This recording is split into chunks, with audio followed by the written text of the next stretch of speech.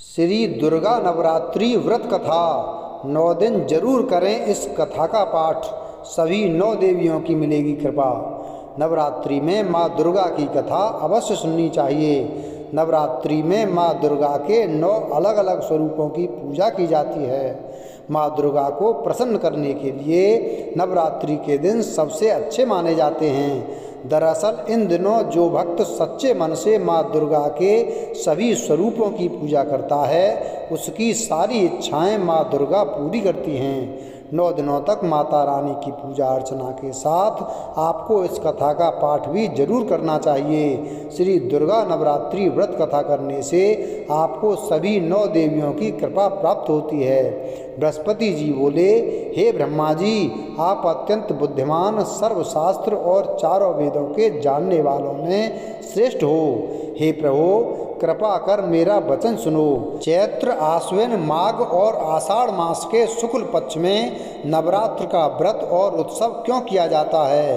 हे भगवान, इस व्रत का फल क्या है? किस प्रकार करना उचित है? और पहले इस व्रत को किसने किया, सो विस्तार से कहो। बृहस्पति जी का ऐसा प्रश्न सुनकर ब्रह्मा जी कहने लगे, हे बृहस्पति, प्राणियों का हित करने की इच्छा से तुमने बहुत ही अच्छा प्रश्न किया है। जो मनुष्य मनोरथ पूर्ण करने वाली माँ दुर्गा, महादेवी, सूर्य और नारायण को ध्यान करते हैं, वे मनुष्य धन्य हैं। यह नवरात्र व्रत संपूर्ण कामनाओं को पूर्ण करने वाला है। इसके करने से पुत्र चाहने वाले को पुत्र, धन चाहने वाले को धन, विद्या चाहने वाले को विद्या और सुख चाहने वाले को सुख मिल सकता है। इस व्रत को करने से रोगी मनुष्य का रोग दूर हो जाता है और कारागार में पड़ा हुआ मनुष्य बंधन से छूट जाता है। मनुष्य की तमाम विपत्तियां दूर हो जाती हैं और उसके घर में संपूर्ण संपत्तियां आकर उपस्थित हो जाती हैं। बंध्या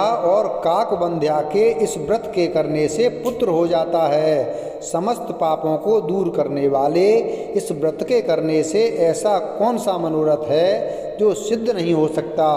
यदि व्रत करने वाला मनुष्य सारे दिन का उपवास न कर सके तो एक समय भोजन करे और उस दिन बांधवों सहित नवरात्रि व्रत की कथा श्रवण करे। हे बृहस्पति, जिसने पहले इस महाव्रत को किया है उसका पवित्र इतिहास मैं तुम्हें सुनाता हूँ, तुम सावधान होकर सुनो। इस प्रकार ब्रह्मा जी के वचन सुनकर बृहस्पति जी बोले, हे ब्रह्म, मनुष्यों को कल्याण करने वाले इस व्रत के इतिहास को मेरे लिए कहो, मैं सावधान होकर सुन रहा हूँ। आपकी शरण आए हुए मुझ पर कृपा करो। ब्रह्मा जी बोले, पीठत नाम के मनोहर नगर में एक अनाथ नाम का ब्राह्मण रहता था। वह भगवती दुर्गा का भक्त था। उसके संपूर्ण सद्गुणों से युक्त मानो ब्रह्मा की सबसे पहली रचना हो। ऐसी यथार्थ नाम वाली सुमति नाम की एक अत्यंत सुंदर कन्या पैदा हुई। वह कन्या सुमति अपने घर के बालकपन में अपनी सहेलियों के साथ क्रीड़ा करते हुए इस प्रकार बढ़ने लगी जैसे शुक्ल पक्ष में चंद्रमा की कला बढ़ती है। उसका पिता प्रतिदिन दुर्गा की पूजा और होम किया करता था। उस समय वह भी नियम से वहाँ उपस्थित होती थी।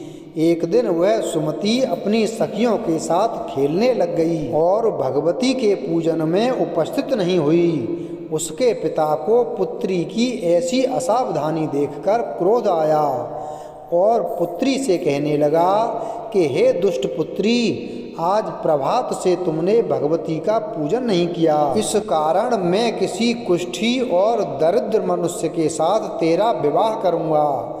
इस प्रकार कुपित पिता के वचन सुनकर सुमति को बड़ा दुख हुआ और पिता से कहने लगी कि हे पिताजी, मैं आपकी कन्या हूँ, मैं आपके सब तरह से अधीन हूँ। जैसी आपकी इच्छा हो मेरा विवाह कर सकते हो। होगा वही जो मेरे भाग्य में लिखा है। मेरा तो इस पर पूर्ण विश्वास है। मनुष्य न जाने कितने मनोरथों को चिंतन करता है, पर होता वही है जो भाग्य में विधाता ने लिखा है। जो जैसा करता है उसको फल भी उस कर्म के अनुसार ही मिलता है, क्योंकि कर्म करना मनुष्य के अधीन है पर फल देव के अधीन है। जैसे अग्नि में पड़े हुए तृण ही उसको अधिक प्रदीप्त कर देते हैं, उसी तरह अपनी कन्या के ऐसे निर्भयता से कहे हुए वचन सुनकर उस ब्राह्मण को अधिक क्रोध आया। तब उसने अपनी कन्या का एक कुष्ठी के साथ विवाह कर दिया और अत्यंत क्रुद्ध होकर पुत्री से कहने लगा कि जाओ जाओ, जल्दी जाओ, अपने कर्म का फल भोगो। देखें केवल भाग्य के भरोसे पर रहकर क्या करती है। इस प्रकार से कहे हुए पिता के कटु वचनों को सुनकर सुमति अपने मन में विचार करने लगी कि अहो, मेरा बड़ा दुर्भाग्य है जिससे मुझे ऐसा पति मिला। इस तरह अपने दुख का विचार करती हुई वह सुमति अपने पति के साथ वन चली गई और भयानक वन में कुशायुक्त उस स्थान पर उन्होंने उस रात बड़े कष्ट से व्यतीत की। उस गरीब बालिका की ऐसी दशा देखकर भगवती पूर्व पुण्य के प्रभाव से प्रकट होकर सुमति से कहने लगी कि हे ब्राह्मणी, मैं तुम पर प्रसन्न हूँ, तुम जो चाहो वर मांग सकती हो। मैं प्रसन्न होने पर मनोवांछित फल देने वाली हूँ। इस प्रकार भगवती दुर्गा का वचन सुनकर ब्राह्मणी कहने लगी कि आप कौन हैं जो मुझ पर प्रसन्न हुई हो। यह सब मेरे लिए कहो और अपनी कृपा दृष्टि से मुझ दासी को कृतार्थ करो। ऐसा ब्राह्मणी का वचन सुनकर देवी कहने लगी कि मैं आदि शक्ति हूँ और मैं ही ब्रह्मा, विद्या और सरस्वती हूँ। मैं प्रसन्न होने पर प्राणियों के दुख दूर कर उसको सुख प्रदान करती हूँ। हे ब्राह्मणी, मैं तुम पर तेरे पूर्व जन्म के पुण्य के प्रभाव से प्रसन्न हूँ। तुम्हारे पूर्व जन्म का वृतांत सुनाती हूँ, सुनो। तू पूर्व जन्म में निषाद भील की स्त्री थी और अति प्रतिव्रता थी। एक दिन तेरे पति निषाद ने चोरी की। चोरी करने के कारण तुम दोनों को सिपाहियों ने पकड़ लिया और ले जाकर जेल खाने में कैद कर दिया। उन लोगों ने तेरे को और तेरे पति को भोजन भी नहीं दिया। इस प्रकार नवरात्र के दिनों में तुमने न तो कुछ खाया और न जल ही पिया, इसलिए 9 दिन तक नवरात्र का व्रत हो गया। हे ब्राह्मणी, उन दिनों में जो व्रत हुआ उस व्रत के प्रभाव से प्रसन्न होकर तुम्हें मनोवांछित वस्तु दे रही हूँ। तुम्हारी जो इच्छा हो सो मांगो। इस प्रकार दुर्गा के कहे वचन सुनकर ब्राह्मणी बोली कि अगर आप मुझ पर प्रसन्न हैं तो हे दुर्गे, आपको प्रणाम करती हूँ। कृपा करके मेरे पति के कोढ़ को दूर करो। देवी कहने लगी कि उन दिनों में जो तुमने व्रत किया था उस व्रत के एक दिन का पुण्य अपने पति के कोढ़ दूर करने के लिए अर्पण करो। मेरे प्रभाव से तेरा पति कोढ़ से रहित और सोने के समान शरीर वाला हो जाएगा। ब्रह्मा जी बोले। इस प्रकार देवी का वचन सुनकर वह ब्राह्मणी बहुत प्रसन्न हुई और पति को निरोग करने की इच्छा से ठीक है ऐसे बोली। तब तक उसके पति का शरीर भगवती दुर्गा की कृपा से कुष्ठहीन होकर अति कांति युक्त हो गया, जिसकी कांति के सामने चंद्रमा की कांति भी क्षीण हो जाती है। वह ब्राह्मणी पति की मनोहर देह को देखकर देवी को अति पराक्रमी वाली समझकर स्तुति करने लगी कि हे दुर्गे, आप दुर्गत को दूर करने वाली, तीनों जगत का संताप हरने वाली, समस्त दुखों को दूर करने वाली, रोगी मनुष्य को निरोग करने वाली, प्रसन्न होने पर मनोवांछित वस्तु को देने वाली और दुष्ट मनुष्य का नाश करने वाली हो। तुम ही सारे जगत की माता और पिता हो। हे अम्बे, मुझ अपराध रहित अबला की मेरे पिता ने कुष्ठीपति के साथ विवाह कर मुझे घर से निकाल दिया। उसकी निकाली हुई मैं पृथ्वी पर घूमने लगी। आपने ही मेरा इस आपत्ति रूपी समुद्र से उद्धार किया है। हे देवी, आपको प्रणाम करती हूँ, मुझ दीन की रक्षा करो। ब्रह्मा जी बोले कि हे बृहस्पति, इसी प्रकार उस सुमति ने मन से देवी की बहुत स्तुति की। उससे की हुई स्तुति सुनकर देवी को बहुत संतोष हुआ और ब्राह्मणी से कहने लगी कि हे ब्राह्मणी, तुम्हारे उदायल नाम का एक अति बुद्धिमान, धनवान, कीर्तिवान और जितेंद्रिय पुत्र शीघ्र ही होगा। ऐसा कहकर वह देवी उस ब्राह्मणी से फिर कहने लगी कि हे ब्राह्मणी, और जो कुछ तेरी इच्छा हो वही मनोवांछित वस्तु तुम मांग सकती हो। ऐसा भगवती दुर्गा का वचन सुनकर सुमति बोली कि हे भगवती दुर्गे, अगर आप मेरे पर प्रसन्न हैं तो कृपा कर मुझे नवरात्रि विधि बताइए। हे दयावती, जिस विधि से नवरात्र व्रत करने से आप प्रसन्न होती हैं, उस विधि और उसके फल को मेरे लिए विस्तार से वर्णन करें। इस प्रकार ब्राह्मणी के वचन सुनकर दुर्गा कहने लगी कि हे ब्राह्मणी, मैं तुम्हारे लिए संपूर्ण पापों को दूर करने वाली नवरात्र व्रत विधि को बतलाती हूँ, जिसको सुनने से तमाम पापों से छूटकर मोक्ष की प्राप्ति हो जाती है। आश्विन मास के शुक्ल पक्ष की प्रतिपदा से लेकर 9 दिन तक विधि पूर्वक व्रत करें।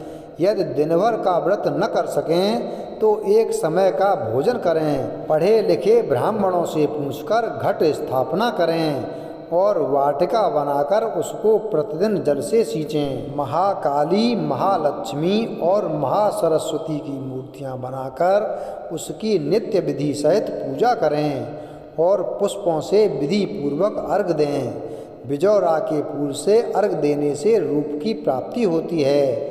जायफल से कीर्ति, दाख से कार्य की सिद्धि होती है। आंवले से सुख और केले से भूषण की प्राप्ति होती है। इस प्रकार फलों से अर्घ देकर यथाविधि हवन करें। खांड, घी, गेहूँ, शहद, जौ, तिल, बिंब, नारियल, दाख और कदम्ब इनसे हवन करें। गेहूँ होम करने से लक्ष्मी की प्राप्ति होती है। खीर व चंपा के पुष्पों से धन और पत्तनों से तेज और सुख की प्राप्ति होती है। आंवले से कीर्ति और केले से पुत्र हो। कमल से राज सम्मान और दुखों से सुख संपत्ति की प्राप्ति होती है। व्रत करने वाला मनुष्य इस विधान से होम कर आचार्य को अत्यंत नम्रता के साथ प्रणाम करे और यज्ञ की सिद्धि के लिए उसे दक्षिणा दे।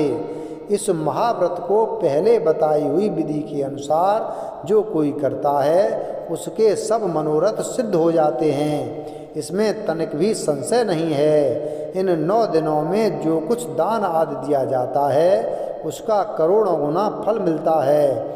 इस नवरात्रि के व्रत करने से ही अश्वमेघ यज्ञ का फल मिलता है। हे ब्राह्मणी, इस संपूर्ण कामनाओं को पूर्ण करने वाले उत्तम व्रत को तीर्थ, मंदिर अथवा घर में ही विधि के अनुसार करें। ब्रह्मा जी बोले कि हे बृहस्पति, इस प्रकार ब्राह्मणी को व्रत की विधि और फल बताकर देवी अंतर्ध्यान हो गईं। जो मनुष्य या स्त्री इस व्रत को भक्ति पूर्वक करता है वह इस लोक में सुख पाकर अंत में दुर्लभ मोक्ष को प्राप्त होता है।